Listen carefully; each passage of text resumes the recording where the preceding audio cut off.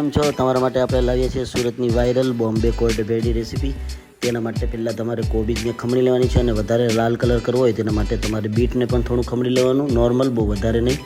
પછી તમારે પહેલાં મંચુરિયનના વડા છે એના 2 ટુકડા કરી લેવાના, તો બધાની અંદર ગ્રેવી જાય તો એનો ટેસ્ટ સારો આવે કોલ્ડ ભેળનો।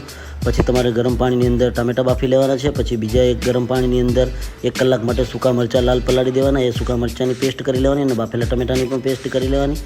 પછી એક તપેલાની અંદર તેલ ગરમ કરીને એની અંદર આદુ મરચાંની પેસ્ટ અને સૂકા મરચાંની પેસ્ટ નાખીને એને ચડવા દેવાની, બરાબર ઉપર તેલ આવી જાય પછી એની અંદર તમારે બાફેલા ટમેટાં નાખીને એની અંદર સોલ્ટ, સુગર, પછી થોડું વિનેગર અને થોડો સોયા સોસ નાખીને એને એકદમ ઉકળવા દેવાનું। પછી એકદમ કમ્પ્લીટ રેડી થઈ જાય એટલે તમારી શેઝવાન ચટણી ખાટી મીઠી તૈયાર છે બનીને। પછી તમારે ચાઇનીઝ ભેળની જે સેવ આવે, સેવ લેવાની, એની અંદર મંચુરિયનના વડા, પછી તમારી કોબીજ, એ બધું નાખીને અને આપણો શેઝવાન ચટણી નાખીને પછી એને મિક્સ કરીને સર્વ કરવાની છે। તમારી કોલ્ડ ભેળ બનીને તૈયાર છે। એક નંબર બહાર કરતા